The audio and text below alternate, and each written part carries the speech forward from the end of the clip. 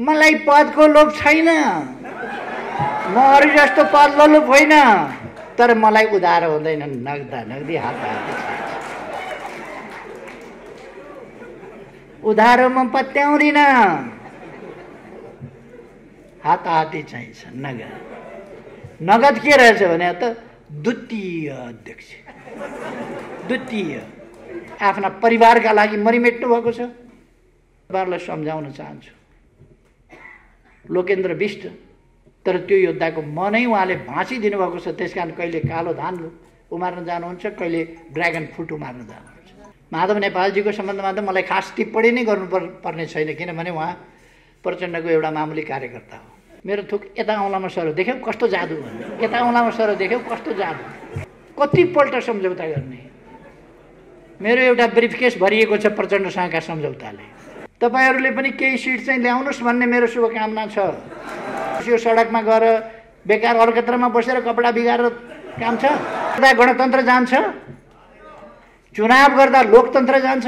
प्रतिस्पर्धा गर्नु पर्यो भने हारेपछि मतपत्र च्यात्ने, त्यो इतिहासबाट आएको हो। केपी ओली 2 ठाउँबाट चुनाव हार्ने, संविधान सभामा आउने, स्प्रिङ बोर्डमा ठ्याक्क उफ्रिए जस्तो गरेर प्रधानमन्त्रीमा जम। चुनाव हारेको संविधान सभा सदस्य, संविधान सभाको संवैधानिक समितिको सभापति जम, अर्को स्प्रिङ बोर्डबाट फेरि जम।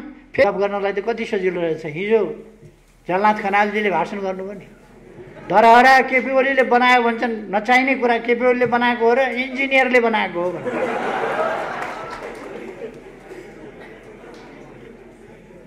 उहाँलाई के थाहा रहन्छ भने इन्जिनियरले डकर्मीको काम गर्दैन, त्यो त नापजोख गर्ने मात्रै हो।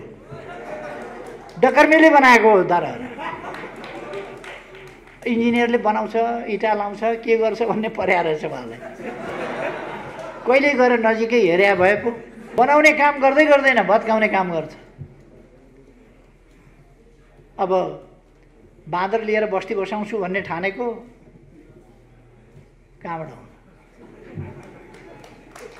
बुरुक्क उफ्रियो फेरि अर्का। तपाईँले रुखका हाँगामा बसेर बिचरा दुःख पाएछ भनेर घरमा ल्याउनु भयो भने बस्छ, बोल्नुको निक्लिन्छ भाग्य। आज सम्झौता गरौँ, भोलिपल्ट काँचै, फेरि अर्को सम्झौता गरौँ, फेरि अर्का दिन काँचै। मैले गल्ती गरेछु कि क्या हो कामरेड भन्नु। 3 महिनाभित्र टुङ्ग्याउने एकीकरण भनेको 2.5 वर्षमा टुङ्गिएन। म माथि अविश्वासको प्रस्ताव, राष्ट्रपतिमाथि महाभियोगको प्रस्ताव, अहिले पनि भन्नुहुन्छ खसीको टाउको झुन्ड्याएर कुकुरको मासु बेच्ने ठाउँ, कतिका हात छैनन्, कतिका खुट्टा छैनन्, कति शरीरमा गोली बोकेर उहाँ त आफ्नो पोस्टका लागि मेट्नु भएको छ। ती बेसहारा भएका बा आमाहरूको अवस्था के छ उहाँलाई चिन्ता छ।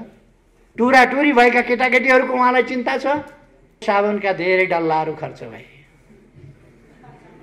धेरै स्याम्पू खर्च भयो, ड्रमका ड्रम पानी, ट्याङ्कीका ट्याङ्की पानी खत्म भयो। उहाँलाई धुँदा धुँदा सम्झाउँदा जहिले पनि म मित्रताले अँगालो हाल्छु, उहाँ धृतराष्ट्रले जस्तो अँगालो हाल्नुहुन्छ। साबन लायो पखालो जस्ता हात जस्तै, साबन लायो पखालो जस्ता हात जस्तै। एउटा अशक्त कमजोर रोगीसँग लड्न चाहन्न, अलिक मजबुत पाखुरा भएको बलियो राम्रै मसलदार खेल्न जानेकैसँग खेल्न मजा आउँछ। त्यसकारण सुस्वास्थ्य रहु भनेर उहाँको बारेमा म कुनै कमेन्ट गर्दिनँ। बिचरा दुखी मनमा हुनुहुन्छ, दुखी मनमा। हुन त उहाँहरूले वैशाखबाट ओली सिद्धियो भन्नुभएको छ। उहाँहरूको भविष्यवाणी कस्तो नमिल्ने खालको गर्नुहुन्छ भने पोहोर म बिमारी परेँ अब मरिहाल्छ भन्नुभयो, त्यो पनि मिलेन। पोहोर पराएर म बिमारी परेँ, ब्याङ्कक गएँ उपचार गराउन, काठको बाकसमा फर्किन्छ भन्नुभयो। म त प्लेनको सिटमै बसेर आएँ। एउटा उहाँहरू भन्नुहुन्छ चुनाव हुँदै हुँदैन भनेर, चुनाव हुँदै हुँदैन भनेर। वैशाखको चुनावमा केपी ओली पत्तासा बन्नुभयो, फेरि चुनाव हुँदै हुँदैन पनि भन्नुहुन्छ, वैशाखको चुनावमा केपी ओलीको पत्तासा पनि भन्नुभयो। उहाँहरू हल्ला गरिरहनु भएको छ कराएर। संसद पुनर्स्थापना हुन्छ। संसद पुनर्स्थापना संविधानले मिल्दैन। अब केही महिनापछि साथीहरू 22 तला माथि चढेर धराराबाट काठमाडौँ सहर घुमिकन हेर्नुहोस्। उहाँहरू बहुमत छ भन्दै हुनुहुन्छ। के को बहुमत छ उहाँहरूसँग? के को? सामाजिक विकासको क्षेत्रमा हामीले थुप्रै कामहरू, सामाजिक जागरणको क्षेत्रमा थुप्रै कामहरू गरेका छौँ। त्यहाँका विभिन्न उत्पीडनका कथाहरू अब निरन्तर रहन सक्दैनन्। ती उत्पीडनका कथाहरूलाई हामी अन्त्य गर्छौँ। उत्पीडनका कथा, उत्पीडनका प्रवृत्ति। कम्युनिस्ट पार्टीमा पनि नेता भयो भने अर्कोलाई उठ्नै नदिने, थिचेको थिचै गर्ने, थिचेको थिचै गर्ने। मैले चाहेर पनि सुदूरपश्चिमबाट अहिले 4 जना मन्त्री यहीँ बसिरहनु भएको छ। कति जानु हुन्छ?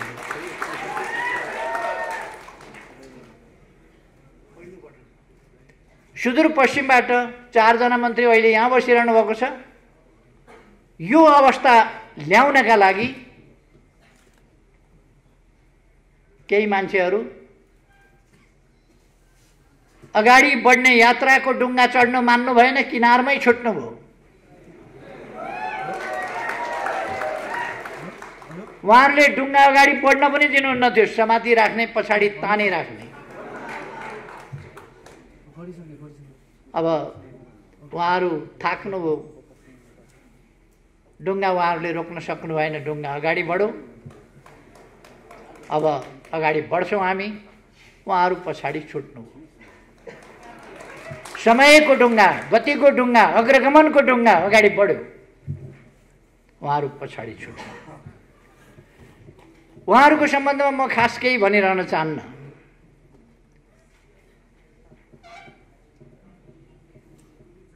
उहाँहरूका जुलुसमा हिजो उहाँहरूले के नारा लाउनुभयो, कस्ता नारा लाउनुभयो, महिलाहरूप्रतिको उहाँहरूको दृष्टिकोण के रहेछ, गणतन्त्रप्रतिको दृष्टिकोण के रहेछ, गणतान्त्रिक प्रणालीको सर्वोच्च संस्थाप्रतिको उहाँहरूको मान सम्मान के रहेछ, त्यो कुरा उहाँहरूले सडकभरि छताछुल्ल छरेर जानुभयो। कतै लुक्या छैन। मैले दोहोऱ्याइरहनु पर्दैन, भनिरहनु पर्दैन। जसको ध्यान आफूमा मात्रै छ, आफ्नो पदमा छ। बोलेको भाषण के थियो? मलाई मान गरेनन्, अपमान गरे। तपाईहरुले सुन्नुभयो। जसको ध्यानै त्यतिमा छ अनि देशको ध्यान कसरी हुन्छ? यतापट्टि म धेरै गइरहन, उहाँहरूको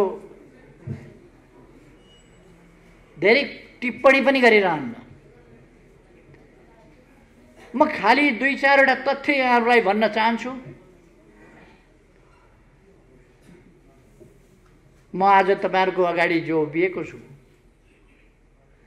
नेपालमा लोकतान्त्रिक, वामपन्थी र प्रजातान्त्रिक भनिएका दुईटै शक्तिहरू 17 साल पछिको निरङ्कुश दमनले क्षतविक्षत भएको अवस्था थियो। कांग्रेसहरू केही जेलमा थिए, केही प्रवासमा थिए, निर्वासनमा थिए, बाहिरै। आन्दोलन गर्न सक्ने हालतमा कांग्रेस थिएन। कम्युनिस्टहरू कि जेलमा थिए, कि निर्वासनमा थिए,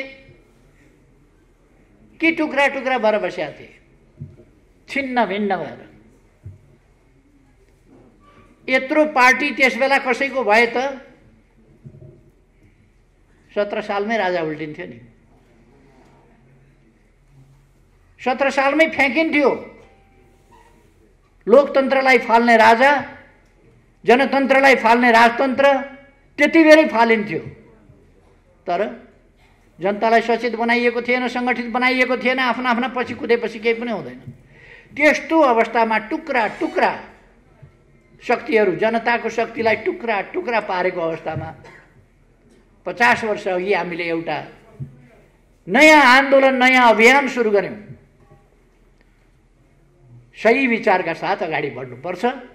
त्यसकारण पहिले आन्दोलनका निम्ति सही विचार टुङ्गो लगाउनुपर्छ। हामीले लोकतान्त्रिक गणतन्त्रको विचार टुङ्गो लगायौं। त्यसलाई प्राप्त गर्नका लागि त्यस विचारमा केन्द्रित परिवर्तनकारी समतामूलक समाज निर्माण गर्ने विचार, त्यसमा केन्द्रित भएको सुदृढ संगठन, व्यापक संगठन आवश्यक छ। त्यसकारण हामीले व्यापक संगठन र सुदृढ संगठन निर्माण गर्ने अभियान सुरु गर्यौं। अलिक पर्याप्त अनुभव र अध्ययनको कमी, उमेरको पनि कमी, अनेक कारणहरूले आन्दोलनमा केही कमीहरू पनि रहे, तर त्यसको मूल पक्ष बिल्कुल जायज थियो। जनताको हातमा शासन भएको, जनतामा सार्वभौम सत्ता रहेको गणतन्त्रात्मक शासन व्यवस्था हुनुपर्दछ र सामाजिक समानता सहितको, न्याय सहितको लोकतन्त्र हुनुपर्दछ र त्यो लोकतन्त्र सुशासन र आर्थिक विकासको बाटोबाट अगाडि जानुपर्दछ र वास्तविक गणतन्त्र, गणतन्त्रात्मक लोकतन्त्र स्थापना हुनुपर्दछ। त्यसका लागि हामीले पहिले त जनताको शक्तिलाई मजबुत बनाउनु पर्छ भनेर आन्दोलनको एकीकरण, एकता, आन्दोलन विस्तार, संगठन निर्माण, विचारहरूको प्रचार सुरु गर्यौं र आन्दोलन अगाडि बढ्यो। अलिक समय त्यसले धक्का पनि खायो। अरू विभिन्न प्रवृत्तिहरू पनि आन्दोलनमा निस्किए, विभिन्न प्रवृत्तिहरू पनि अगाडि बढे। त्यसपछि विभिन्न समूहहरू पनि संगठित हुन थाले। बीपी कोइरालाले कमेन्ट गर्नुभएको थियो, एउटा ठाउँबाट निस्किएको युवाहरूको एउटा साहसिक आन्दोलनले राष्ट्रिय राजनीतिमा यति प्रभाव पारेको छ भने कांग्रेस पार्टी जस्तो संस्था शिथिल भएर बस्नु हुँदैन। त्यो उठ्नुपर्छ र त्यसले लोकतन्त्रका लागि संघर्ष गर्नुपर्छ। म झापाका युवाहरूको नीतिसँग सहमत छैन, तर उनीहरूको बलिदानसँग, उनीहरूको काम गर्ने भावनासँग, उनीहरूको बलिदानसँग सहमत छु र त्यो बलिदानलाई म प्रशंसा गर्छु, बीपी कोइरालाले भनेका थिए। यसको अर्थ नेपाली कांग्रेसलाई पनि त्यस आन्दोलनले ऊर्जा दिएको थियो। एकीकरण र एकताको नयाँ सिलसिला त्यहाँबाट सुरु भयो। त्यस सिलसिलाले अनेक जागरण ल्यायो, अनेकतिर समूहहरू, अनेक संगठनहरू निर्माण हुँदै गए। एउटा धार झापा आन्दोलनको धारको रूपमा अगाडि बढ्यो। त्यो झापा आन्दोलन, त्यसपछि कोअर्डिनेसन केन्द्र, त्यसपछि नेकपा माले, त्यसपछि एमाले हुँदै अगाडि बढ्यो। अर्को धार न्युक्लियस, चौथो महाधिवेशन, मसाल, कहिले मोटो कहिले पातलो, विभिन्न ढङ्गले त्यो माओवादी हुँदै त्यो अगाडि बढ्यो। र हामीले सोच्यौं विभाजित रहन दियो भने आफैले आफ्नै विरुद्ध, आफैले आफ्नै बीचमा खण्डन मण्डन जस्ता स्थितिहरू, आफ्नै बीचको प्रतिस्पर्धाले आन्दोलनलाई एकजुट भएर परिवर्तनको पक्षमा लान मद्दत पुर्याउँदैन। त्यसकारण एकताबद्ध हुनुपर्छ। मैले त्यो सोचेँ, प्रचण्डजीसँग प्रस्ताव राखेँ। तपाईँ कांग्रेससँग मिलेर चुनाव लडेको थाहा छ हामीलाई, छोरी जिताउन। छोरी जिताउन नसकेपछि मतपत्र च्यातेर प्रजातन्त्रको धुजा धुजा पार्न। त्यसका लागि तपाईँ काङ्ग्रेसमा जानुभएको थियो। खासै उपलब्धि केही पनि भएन। हामी मिलौँ, हामी मिलेर अगाडि जाउँ। हाम्रा संविधानको सर्वोच्चताका नीतिहरू, हाम्रा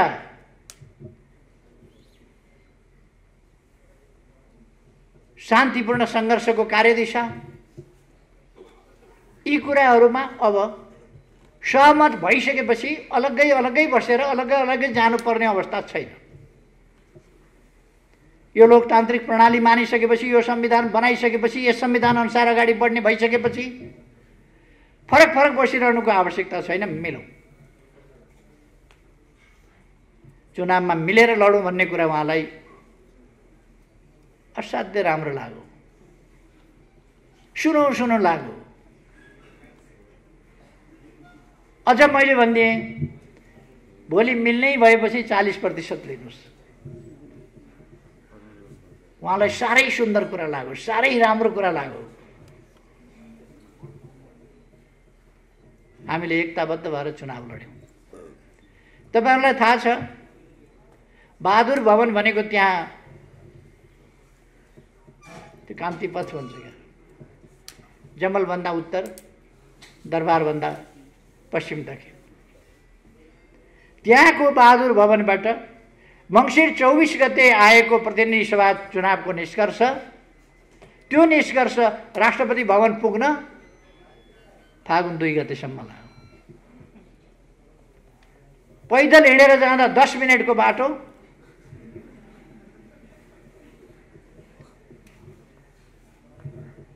सवा 2 महिना लाग्यो कम्तीमा। मैले त हेरिराखेको छु के पाकिराखेको छ किचडी। त्यति बेला पनि चुनाव मसँग मिलेर लड्ने, 40% लिएर लड्ने, कमला कमला राम्रा राम्रा मिठा मिठा ठाउँ छानी छानी खाने, अनि सरकार बनाउन काङ्ग्रेससँग वार्ता गर्ने र हामीसँग बार्गेन गर्ने। मलाई त 5 वर्षको प्रधानमन्त्री दिन्छु भनेको छ। लाज लाग्नुपर्ने होइन? वामपन्थी मिलेर चुनाव लड्ने, दक्षिणपन्थीसँग मिलेर सरकार बनाउने, कस्तो अचम्मको तरिका उहाँ। त्यो छोडिदिउँ। फागुन 3 गते म प्रधानमन्त्री हुँदा उहाँले मन्त्री बन्न कोही एकजना पनि नपठाएको तपाईँहरूले देख्नुभएको छ।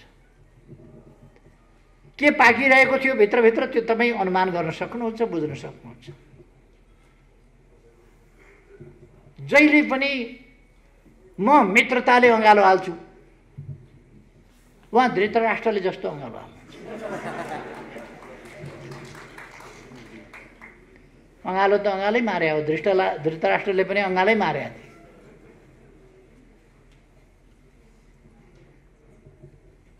हाम्रो त्यही चलिरह्यो। उहाँको ध्यान कसरी कब्जा गर्ने, कसरी हत्याउने, त्यो मात्रै हुँदो रहेछ। मैले उहाँलाई अनेक सम्झाएँ, यो षड्यन्त्रकारी प्रवृत्ति छोड्नुहोस्, यो जाल जेल षड्यन्त्र र टिकडमको राजनीति छोड्नुहोस्। राजनीति भनेको धोका र बेइमानी मात्रै होइन, त्यसैमा नकुद्नुहोस्। राजनीति भनेको इमान्दारिताका साथ देश र जनताको सेवा गर्नु हो, त्यसमा लाग्नुहोस्। यी 3 वर्षमा मेरा डोब साबुनका धेरै डल्लाहरू खर्च भए, धेरै स्याम्पू खर्च भयो, ड्रमका ड्रम पानी, ट्याङ्कीका ट्याङ्की पानी खत्म भयो। उहाँलाई धुँदा धुँदा सम्झाउँदा साबन लायो पखालो जस्ता तस्तै, साबन लायो पखालो जस्ता तस्तै। अन्तिममा तपाईँहरूले देखिहाल्नुभयो, अन्तिममा देख्नुभयो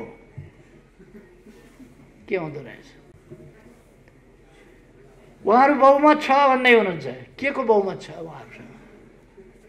के को? मैले एकताका लागि पार्टीभित्र माधव गुट छँदै थियो, मलाई थाहा थिएन र थाहा थियो नि माधव गुट छ। फेरि प्रचण्ड गुट, उसलाई उत्तिकै सिट दिँदाखेरि दुईटा मिल्दा बहुमत पुग्छ उता भन्ने मलाई थाहा थिएन र। अनि यति 55-56 वर्ष राजनीति गरेको, 50 वर्ष अगाडिदेखि एउटा नयाँ आन्दोलन, एउटा नयाँ अभियान थालेर आएको मान्छेलाई यतिका टिगडम उनीहरूले औँलामा थुक लाएर यस्तो गरेर सार्ने ओर्तिर पर्दैन। मैले त नबुझे जस्तो गरेर चुप लाएर बस्नु पर्यो। मेरो थुक यता औँलामा सरो, देख्यौ कस्तो जादु भन्ने, यता औँलामा सरो, देख्यौ कस्तो जादु। यस्तो जादु उहाँहरूले धेरै देखाउनु भयो। ए अँ हो भन्दै बसेँ, तर मैले देखेको छु औँला सट्ट सट्ट सार्यो। उहाँहरूलाई मैले दिएको त्यो सङ्ख्या एकताका लागि दिएको थियो, एकीकरणका लागि दिएको थियो, यो देश बनाउनका लागि दिएको थियो, संविधान कार्यान्वयन गर्नका लागि दिएको थियो, स्थायित्वका लागि दिएको थियो, स्थिरताका लागि दिएको थियो, देश अगाडि बढाउनका लागि दिएको थियो। तर उहाँहरूले त्यो बहुमत आफ्ना स्वार्थका लागि प्रयोग गर्नुभयो। अपमान भयो, मान पाइन मैले, त्यसैका लागि प्रयोग।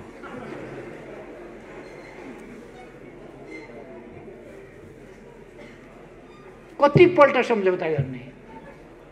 मेरो एउटा ब्रिफकेस भरिएको छ प्रचण्डसँगका सम्झौताले। कतिवटा सम्झौता गर्ने? आज सम्झौता गरौँ, भोलिपल्ट काँचै, फेरि अर्को सम्झौता गरौँ, फेरि अर्का दिन काँचै।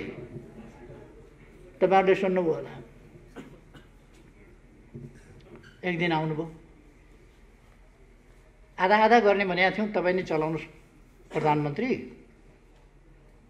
जनताले स्थायित्व चाहेका छन्, तपाईँ नै प्रधानमन्त्री हुनुपर्छ भन्ने चाहेका छन्, त्यो मैले बुझेँ।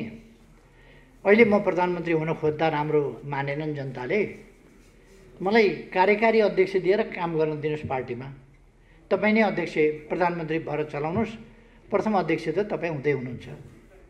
उहाँले आफैले भन्नुभयो। मैले भने सचिवालयमा बैठकमा राख्नुहोस् प्रस्ताव। उहाँले आफै सचिवालयको बैठकमा प्रस्ताव राख्नुभयो, मैले हुन्छ भन्ने। भोलिपल्ट मैले गल्ती गरेछु कि क्या हो कामरेड भन्नु, गल्ती गर्नुभयो भने फेरि अर्को दिन सही निर्णय चाहिँ प्रस्ताव राख्नुहोस्, सच्याउनुहोस्, के निर्णय चाहिएको छ त्यो सच्याउनुहोस्। महाधिवेशन अलिक अगाडि नै गर्नु पर्यो, जहिले सकिन्छ तैले गरौँ नि त, जहिले सकिन्छ तैले गरौँ भनेपछि गत वर्ष माघ 14 देखि 19 सम्म भएको केन्द्रीय कमिटीको बैठकले आगामी महाधिवेशन 77 साल चैत 25 गतेदेखि 30 गतेसम्म हुने भन्ने फैसला गर्यो, उहाँकै अध्यक्षतामा। म बैठकमा पनि बसेको थिइनँ, उद्घाटनमा आएँ, समापनमा आएँ, बाँकी उहाँलाई छोडिदिएँ। उहाँले नै सबै पास गराएको। फेरि पास भइसकेपछि विधान संशोधन गरियो, नछापौँ कि क्या हो यो विधान, पारित गरिसकियो, केन्द्रीय कमिटीबाट पारित गरिसकियो। उहाँहरू अर्कै गुटबन्दीमा लाग्नु पदका लागि, जता जानुपर्ने त्यता उहाँहरू कहिल्यै हिँड्नु भएन। 3 महिनाभित्र टुङ्ग्याउने एकीकरण भनेको 2.5 वर्षमा टुङ्गिएन, त्यता विचारै गर्नुहुन्न। सरकार असफल भयो, सरकार असफल भयो कराएको कराई गर्नुहुन्छ। संवैधानिक आयोगहरूमा मान्छे नियुक्ति गर्न बैठकै बस्न मान्नुहुन्न, बैठकै बस्न मान्नुहुन्न। अन्तिममा मैले आजै भएर अध्यादेश निकालेँ, अब मान्छु, अब खुरुखुरु सहमति साथ गर्ने भन्नुभयो, फिर्ता लिइदिनुहोस्, मान्ने अब सहमति साथ। फिर्ता लिएका भोलिपल्टबाट फेरि छैन। यसपल्ट फेरि मैले अध्यादेश जारी गर्नै पर्ने भयो। गरेपछि उहाँले कपटपूर्ण ढङ्गले भन्नुभयो, यो अध्यादेश फिर्ता लिइदिनुहोस्। उहाँहरू ममाथि अविश्वासको प्रस्ताव, राष्ट्रपतिमाथि महाभियोगको प्रस्ताव, अरू विभिन्न संस्थाहरूमाथि महाभियोगको प्रस्ताव, यो त लोकतान्त्रिक मूल्य मान्यता संस्थाहरूको मर्यादा केही नराख्ने, सबैलाई यो गणतन्त्र लोकतन्त्र भन्ने नै हुने रहन्छ, कामै नलाग्ने व्यवस्था रहेछ भन्ने पार्ने। उहाँ अहिले पनि भन्नुहुन्छ खसीको टाउको झुन्ड्याएर कुकुरको मासु बेच्ने ठाउँ, अहिले पनि भन्नुहुन्छ। खासमा त्यसो भन्नुहुन्छ, तर अरू कसैले सुन्लान् कि भनेर, कोही छ कि भनेर पनि हेर्नुहुन्छ वरिपरि। उहाँलाई फेरि बेच्नु, बजारमा अर्कै कुरा बेच्नु परेको छ। उहाँ अहिले महान शान्तिवादी देखा पर्नु भएको छ, महान परिवर्तनकारी देखिनु भएको छ, महान जनताको पक्षधर देखिन खोज्नु भएको छ। उहाँले युवाहरूलाई सेन्टिमेन्टमा ल्याएर आन्दोलनमा होमेर कतिका हात छैनन्, कतिका खुट्टा छैनन्,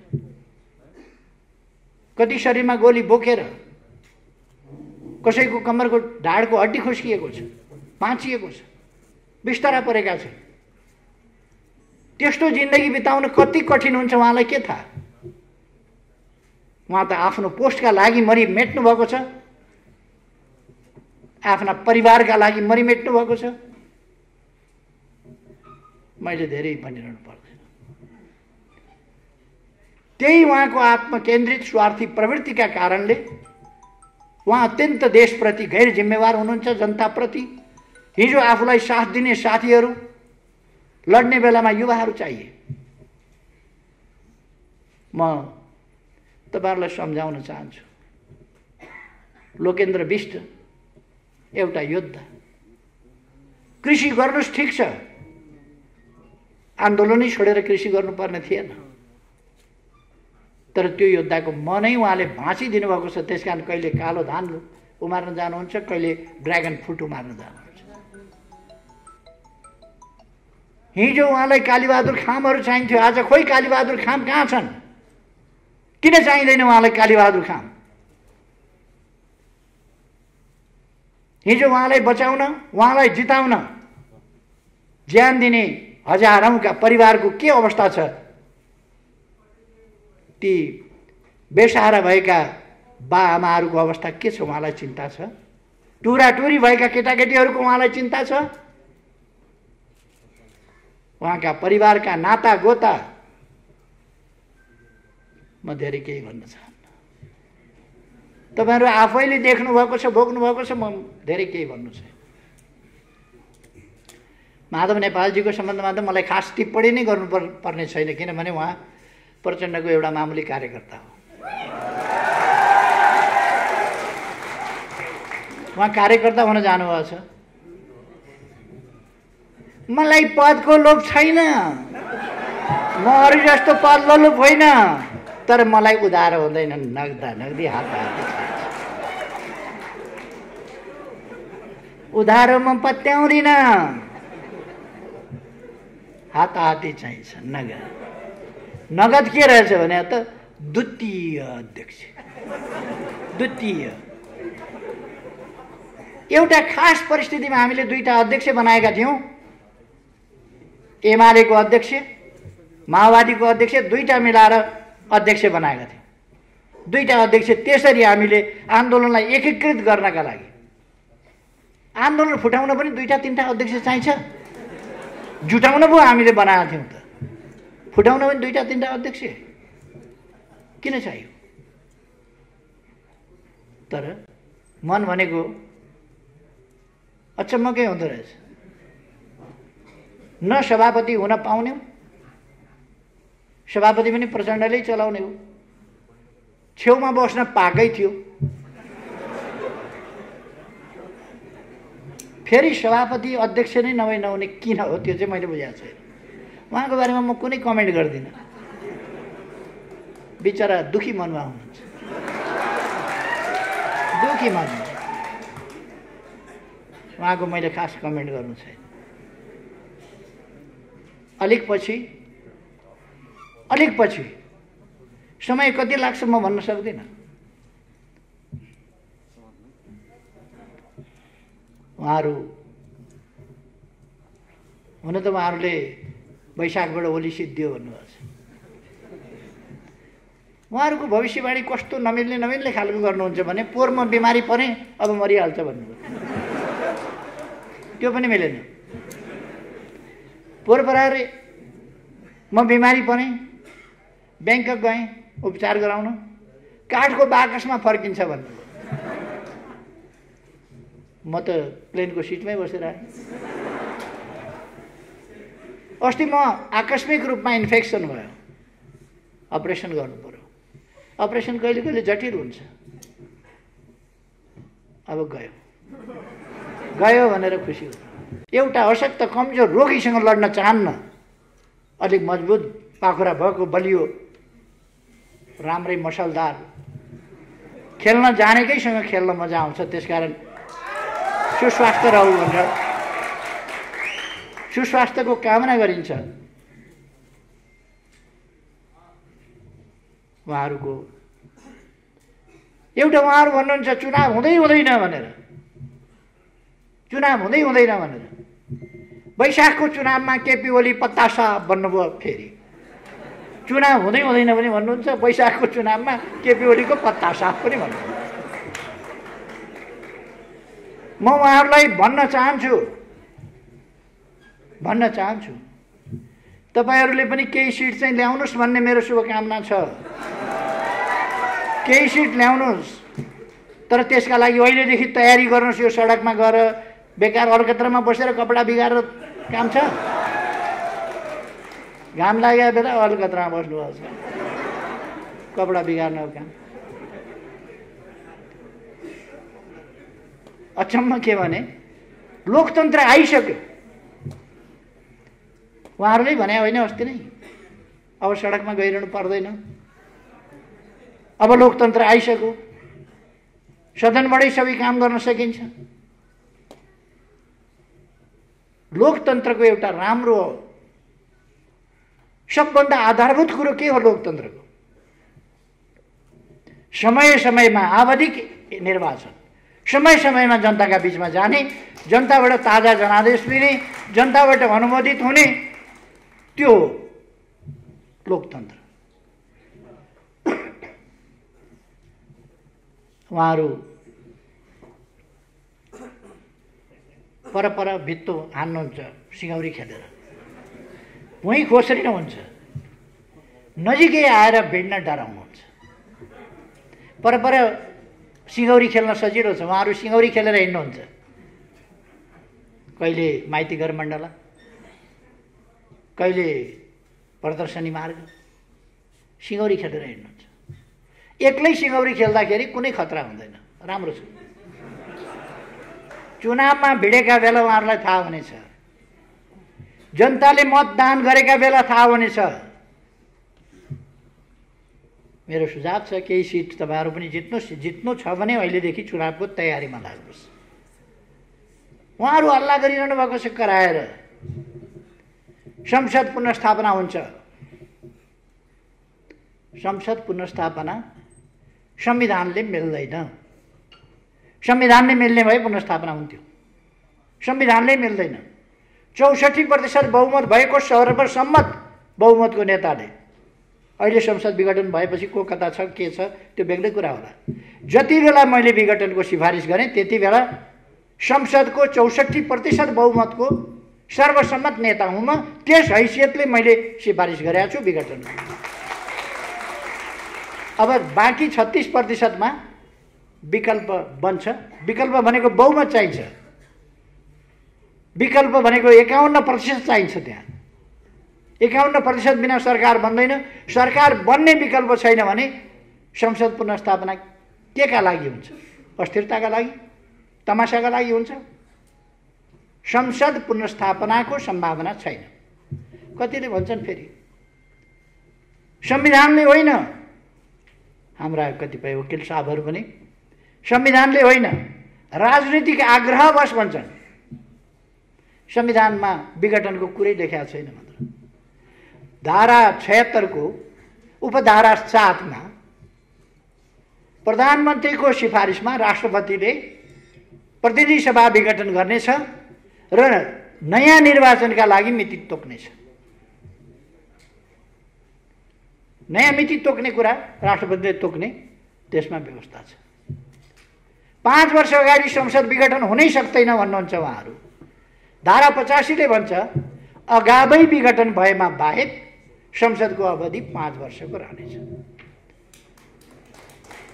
अनि राजनीतिक आग्रह देखाएर हुन्छ? संविधानमा के व्यवस्था छ हेर्नु पर्यो। दुनियाँको अभ्यास के छ हेर्नु पर्यो। बेलायतमा लिखित संविधान छैन, तर अस्ति भर्खर संसद विघटन भयो, निर्वाचन भयो। निर्वाचन हुँदैन। संसदीय प्रणालीमा प्रधानमन्त्रीको प्रेरोगेटिभको रूपमा यसलाई मानिन्छ। अब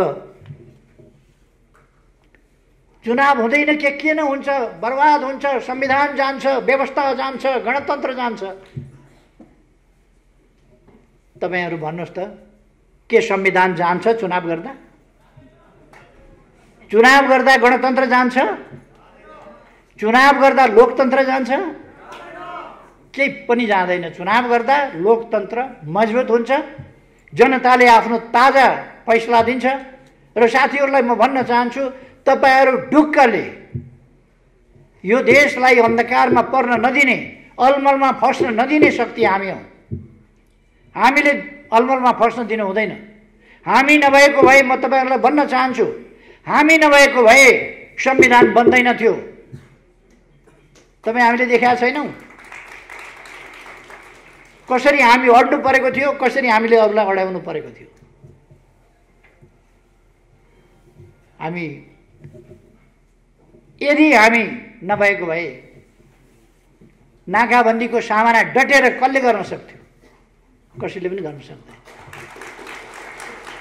नेपाल एउटा सार्वभौम सत्ता सम्पन्न स्वतन्त्र राष्ट्र, तर यो देश एउटा देशबाट घेरिएको थियो भूपरिवेष्टितका नाउँमा। अर्कोतिर पनि छिमेकी छ, त्यताबाट बाटो खोल्न सकिन्छ, त्यताबाट बन्दरगाह प्रयोग गर्न सकिन्छ, त्यताबाट पनि समुद्रमा जान सकिन्छ। विश्वसँगको जमिन मार्फतको सम्बन्ध हाम्रो त्यताबाट पनि हुन सक्छ। हामी नहुँदा त्यो काम, इतिहासमा नेपाल यही थियो, चीन त्यही थियो, भारत त्यही थियो। नेपाल यही छ, चीन त्यही छ, तर किन पारवन र उसको यातायातको सम्झौता किन भएन? चीनतिरबाट नाका किन खोलिएन? उत्तरमा अनिकाल पर्छ, अनेक समस्याहरू आइपर्छन्। चीनको बाटो प्रयोग गर्ने सम्झौता किन गरिएन? त्यसका लागि देशको स्वाभिमानलाई, देशको स्वाधीनतालाई र स्वतन्त्रतालाई सम्मान गर्ने र प्रयोग गर्ने आँट, ती कुराहरू चाहिन्छ। हामीले नै ती काम गर्यौं। तपाईँ हामीले देखेका छौं। मैले अनेक योजनाहरू सुरु गरेको थिएँ भूकम्प भन्दा पछि। म सरकारबाट हटाइएँ। त्यसपछि म फेरि चुनावपछि सरकारमा फर्केर आउँदा ती कुराहरू जहाँका तै जस्ताका तस्तै। रानी पोखरी शिलान्यास गरेको पहिलोपल्ट, फर्केर अर्कोपल्ट सरकारमा आउँदा त शिलान्यास गरेको ढुङ्गो बिस्तार सुकिराख्यो। केही भएको छैन। मै बनाउँछु मेरो धरहरा भन्ने एउटा राष्ट्रिय अभियान लान खोजेको थिएँ मैले। 35-36 करोड कति रुपियाँ उठ्याएको थियो। त्यो अभियानको रूपमा जान पाएन। धरहराको खण्डहरू जस्ताको तस्तै। अब केही महिनापछि साथीहरू 22 तला माथि चढेर धरहराबाट काठमाडौँ सहर घुमिकन हेर्नुहोस्, आनन्दले हेर्नुहोस्, घुमिकन काठमाडौँ। हाम्रो इतिहासदेखिको धरहरा, उहिलेदेखिको धरहरा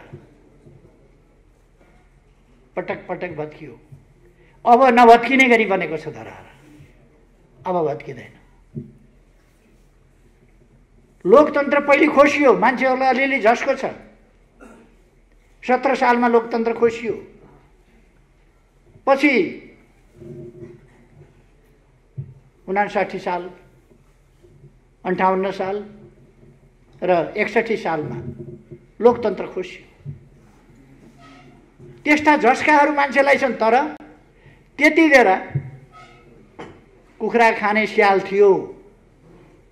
कुखुरा खाने स्याल भएका बेला कुखुरा हरायो भनेर स्याल नभएपछि अब कुखुरा हराउँदैन। त्यस बेला राज संस्था थियो, अब राज संस्था छैन। त्यसकारण यहाँ कसैले खोज्न सक्दैन। अर्को कुरा, त्यस बेला जनता पर्याप्त सचेत थिएन, जनता त्यति सङ्गठित थिएन, जनता त्यति एकजुट भएर आन्दोलनमा उत्रिन सक्ने अवस्था थिएन। त्यसै कारण लोकतन्त्र खोसिन्थ्यो। अब जनता सचेत छ, सङ्गठित छ।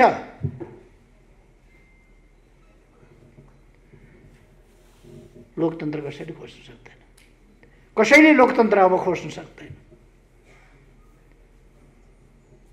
म साथीहरूलाई आफूमा विश्वास गर्न आग्रह गर्न चाहन्छु। तपाईँ हामी छँदाछँदै गणतन्त्र मास्न सक्ने, लोकतन्त्र खोज्न सक्ने, त्यसलाई अल्मल्याउन, वर्ग ल्याउन सक्ने तागत कोही हुन सक्छ? म धेरै कुरा केही भनिरहन आवश्यक देख्दिनँ। अहिले मैले केही पूर्वानुमान धेरै गर्नु पनि छैन। तर अब चुनाव हुन्छ। केही मान्छेहरू किन उताउलिएका हो मलाई थाहा छैन। अहिले चुनाव घोषणा भएपछि मैले प्रचण्डलाई भने, चुनाव घोषणा भएको छ, मिलेर चुनावमा जाउँ। हाम्रा बिचका अन्तर्विरोध थिए भने पनि ती अब चुनावले टुङ्ग्याउँछ। मिलेर चुनाव जाउँ, सामना गरौँ।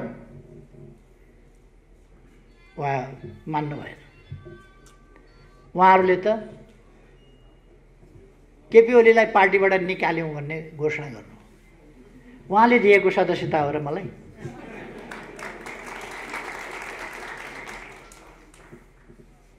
म जेलमा हुँदा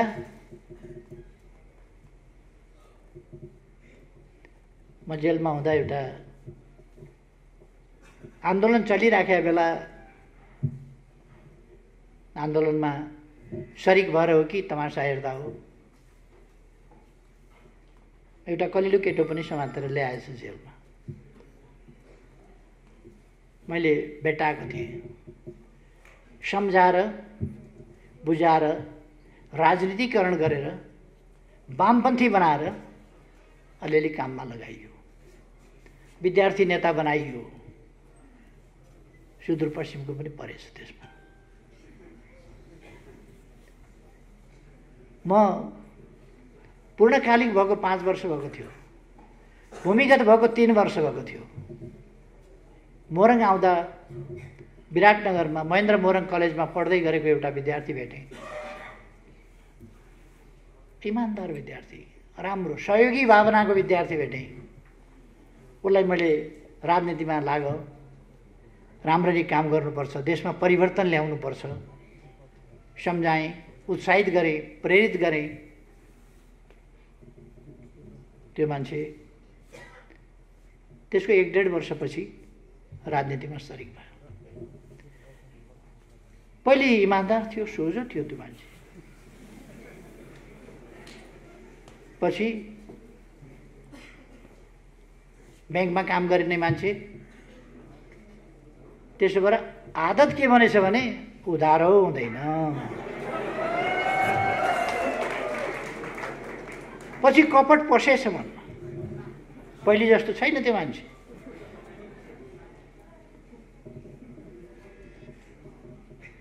मैले धेरै केही नभनौँ,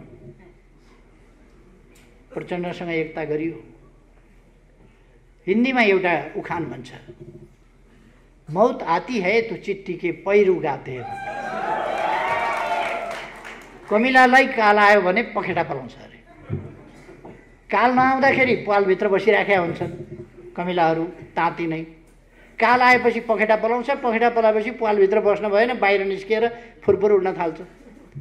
चराहरू घुमिराखेका हुन्छन्, त्यही खोजेर जति फुत्तर निस्केर फुरेर उड्छ, ट्याप्प पार ट्याप्प पार ट्याप्प पार। अहिले यिनीहरू फुर फुर फुर फुर भएका छन्, गाली गरेर हिँडेका छन्, मुख छाडेर हिँडेका छन्, दोलाबाट फुतफुत निस्किँदै फाटेफाटे गर्दै हिँडेका छन्। यो सबै हिसाब, यिनको विगतको हिसाब जनताले राखेका छ। यिनका जीवनभरिका कामको हिसाब जनताले राखेको छ। यिनका फिटफिटी जनताले ट्याप्प ट्याप्प ट्याप्प ट्याप्प गर्छ। यो फुरफुरहरू केही होइन। त्यसै कारण आत्तिया छ, त्यसै कारण आत्तिएका छन्। चुनाव भएपछि भनेपछि सातो गएको छ। म फेरि पनि आग्रह गर्न चाहन्छु, तपाईहरु आउनुहोस्।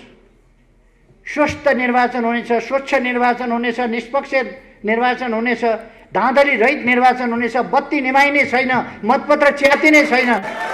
आउनुहोस् न चुनावमा आउनुहोस्।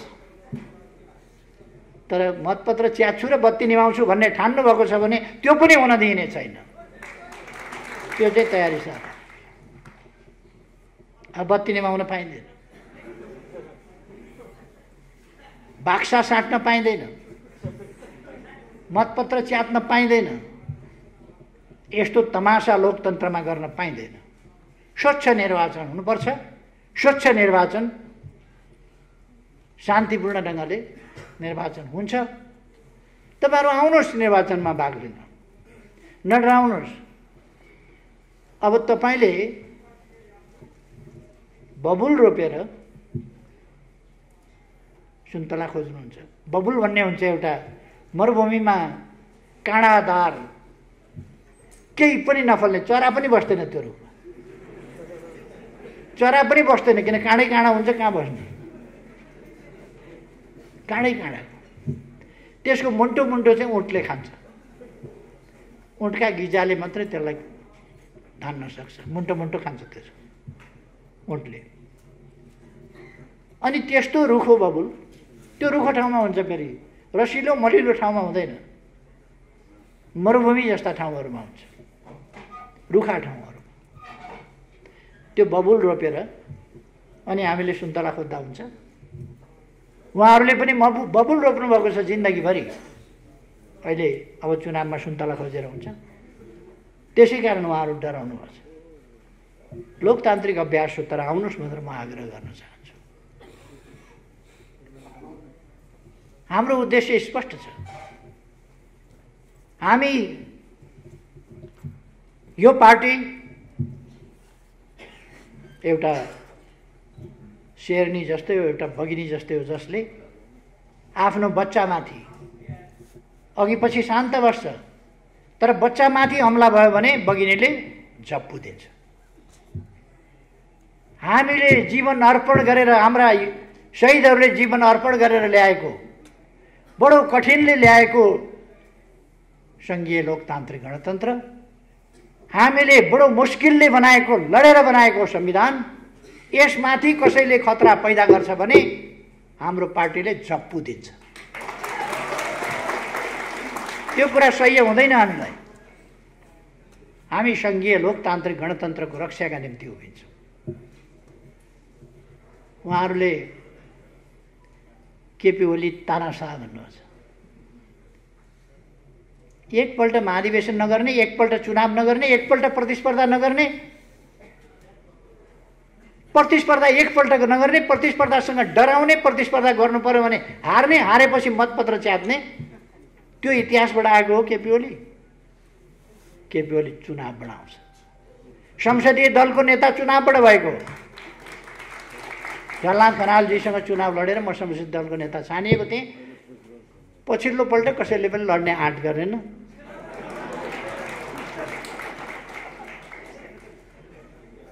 माधव नेपालजीसँग 9 महाधिवेशनमा चुनाव लडेर अध्यक्ष भएको हुँ। म आँखा देख्दैन थिएँ, ठिक हो, त्यस बेला आँखा देख्दैन थिएँ, मेरो आँखामा फुलो परेको थियो, दुईटै आँखामा औषधिको कारणले, त्यो हटाएपछि ठिक हो। उहाँहरूले प्रचार गर्नुभयो, यो आँखा पनि देख्दैन। उहाँहरूले प्रचार गर्नुभयो, यो हिँड्न पनि सक्दैन। हो, म हिँड्न सक्ने थिइनँ, दौड्न सक्ने थिइनँ, तर देश चलाउने भनेको दौड प्रतियोगितामा अगाडि जानेले देश चलाउने हो र?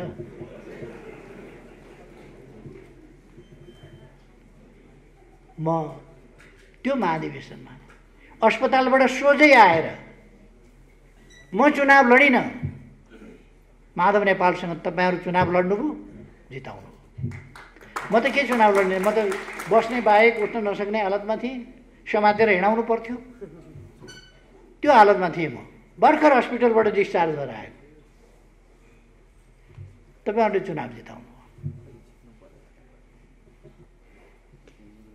अब फेरि पनि उहाँहरू चुनावमा आउन तयार हुनुहुन्न। उहाँहरू अध्यक्ष मागिरहनु भएको छ, अध्यक्ष चाहियो। अध्यक्ष छोडिदिने हो भने ठिक छ नि त, आउनुहोस् न त, चुनाव गरौँ। ल, म छोडिदिन्छु, चुनाव गरौँ। चुनाव गर्न आँट गर्नुहुन्न। अघि लेखराजजीले भन्नुभयो नि, 2 ठाउँबाट चुनाव हार्ने, संविधान सभामा आउने, स्प्रिङ बोर्डमा ठ्याक्क उफ्रिए जस्तो गरेर प्रधानमन्त्रीमा जम। चुनाव हारेको संविधान सभा सदस्य, संविधान सभाको संवैधानिक समितिको सभापति जम, अर्को स्प्रिङ बोर्डबाट फेरि जम, फेरि अर्को स्प्रिङबाट हाई जम। कस्तो गजब! जम्प, हाई जम्प, पोल जम्प, प्रधानमन्त्री। चुनाव हारेको मान्छे अन्तिममा पोल जम्पबाट माथि पुगिराखेको, दुनियाँ छक्क। त्यस्तो लोकतन्त्र खोज्नुहुन्छ उहाँहरू, त्यस्तो लोकतन्त्र। मलाई धम्काएर प्रधानमन्त्री चाहियो। कसरी ती झुटा आरोप पत्रहरूको पुलिन्दा पेश गरेर, झुटा आरोप पत्रहरूको पुलिन्दा, लान्छनाहरूको पुलिन्दा पेश गरेर म उहाँहरूलाई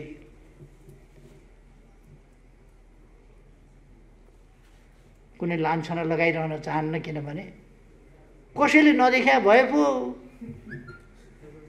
त्यसको नाकमा कालो लागेछ भनेर मैले भन्नुपर्ने त कसैले नदेखेको नाक भए पो भन्नु पर्थ्यो। सबैले देखेको नाकमा मैले भनिरहनु पर्छ त्यसको नाकमा कालो छ, कालो लागेछ भनेर। त्यस कारण मैले भनिरहनै पर्दैन, सबैले देखाएको छ, सबैले जानेको छ। हामी समृद्ध नेपाल, सुखी नेपाली, त्यो राष्ट्रिय आकांक्षा पूरा गर्न दृढ सङ्कल्पित छौँ। त्यो जनताको सपना, त्यो हामी पूरा गरेर छोड्छौँ। यसकारण यसबीचमा महाकाली नदीमा यसभन्दा अगाडि कुन सरकारले पुल बनायो, कुन सरकारले झोलुङ्गे पुल हाल्यो, कुन सरकारले पक्की पुल बनायो, कसले तुइन विस्थापित गर्यो? म त सुदूरपूर्वको मान्छे, त्यतैका पनि नेता भए होलान्, त्यतैका पनि प्रधानमन्त्री भए होलान्, त्यतैका पनि मन्त्री भए होलान्, त्यतैका पनि गृहमन्त्री भए होलान्, रक्षा मन्त्री भए होलान्, उपप्रधानमन्त्री भए होलान्, विभिन्न भए होलान् नि, प्रधानमन्त्री नै पनि विभिन्न मान्छेहरू भए होलान्। महाकाली पुलमा झोलुङ्गे पुल हाल्न मै पुग्नु पर्यो त?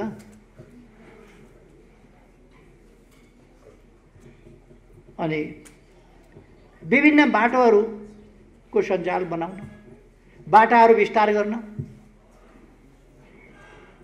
आयोजना उहिलेको थियो भन्ला। गफ गर्नलाई त कति सजिलो रहेछ। हिजो झलनाथ खनालजीले भाषण गर्नुभयो नि, धरहरा केपी ओलीले बनायो भन्छन्, नचाहिने कुरा केपी ओलीले बनाएको हो र इन्जिनियरले बनाएको हो भन्छ।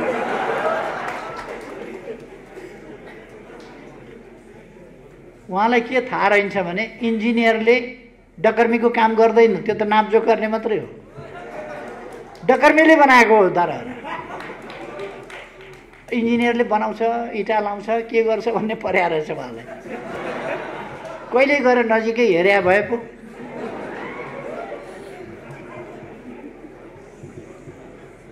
त्यो कसले काम गर्छ भनेर हेर्नु पर्यो नि, त्यो थाहा पाउनु पर्यो नि। हुन त उहाँहरू त्यसो भन्नु होला। अहिले 4,4500 किलोमिटर डबल लेन, 4 लेन, 6 लेनका बाटाहरू बनाएका छन्।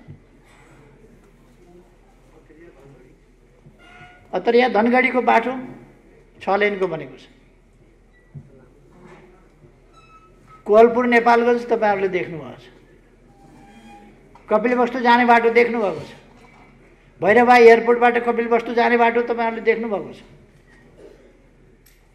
पथलैया वीरगञ्जको बाटो देख्नुभएको छ। बुटवलबाट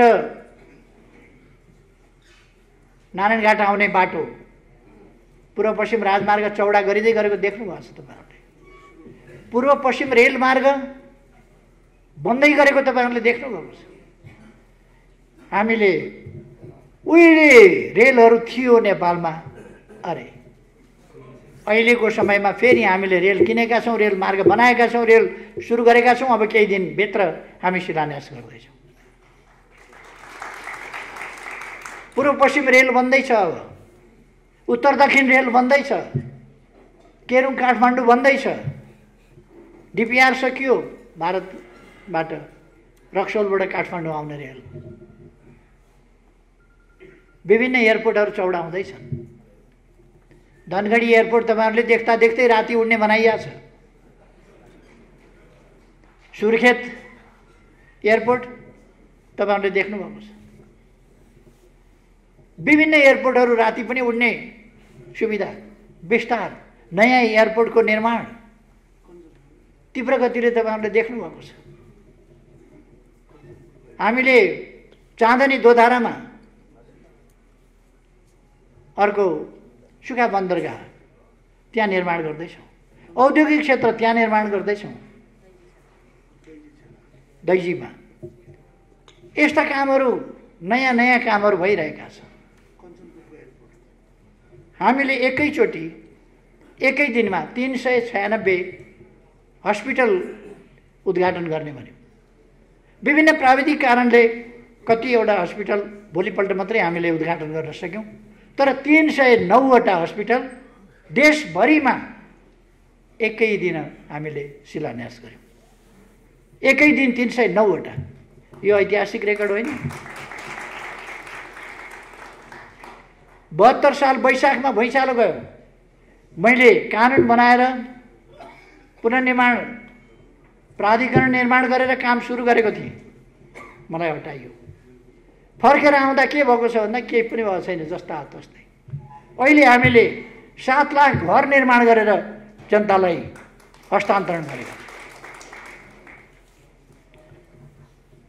7 लाख घर निर्माण गरेका छौँ। स्कुल कलेजहरू निर्माण गरेका छौँ। स्वास्थ्य चौकीहरू निर्माण गरेका छौँ। अस्पतालहरू निर्माण गरेका छौँ। स्कुल कलेज मैले भनिसकेँ। विद्यालयका कतिपय क्षतिग्रस्त, विश्वविद्यालयका क्षतिग्रस्त भवनहरू निर्माण गरेका छौँ।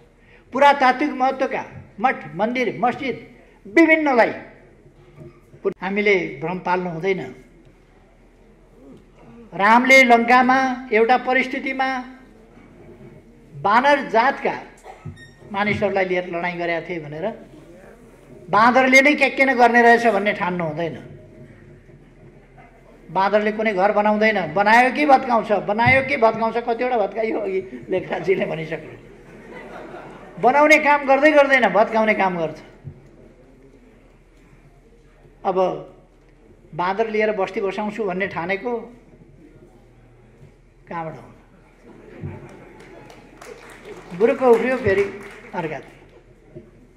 तपाईँले रुखका हाँगामा बसेर बिचरा दुःख पाएछ भनेर घरमा ल्याउनु भयो भने बस्छ, बुर्लुक निक्लिन्छ भाग्य। उही रुखका हाँगा, त्यो मती हो।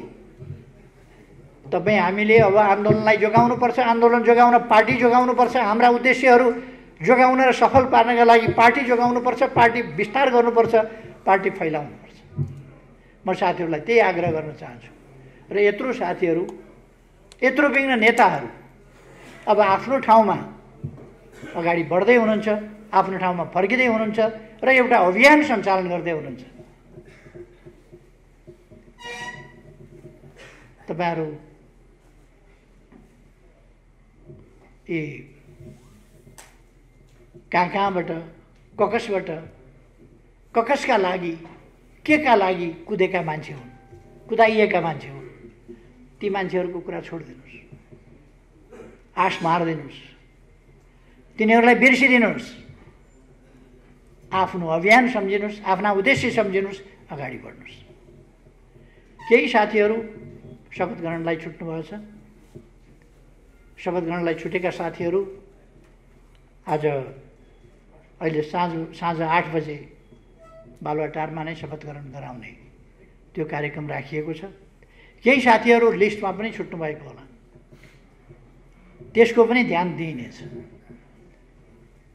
साथीहरूलाई यो असन्तुष्ट हुने बेला होइन, चित्त दुखाएर बस्ने बेला होइन। असल कार्यकर्ताहरूले चित्त नदुखाई, असन्तुष्ट नभइकन काममा होमिने हो। कामको मूल्याङ्कन हुन्छ, योगदानको मूल्याङ्कन हुन्छ, इतिहासको मूल्याङ्कन हुन्छ। यथोचित ढङ्गले फेरि जिम्मेवारी सबै साथीहरूलाई दिइनेछ।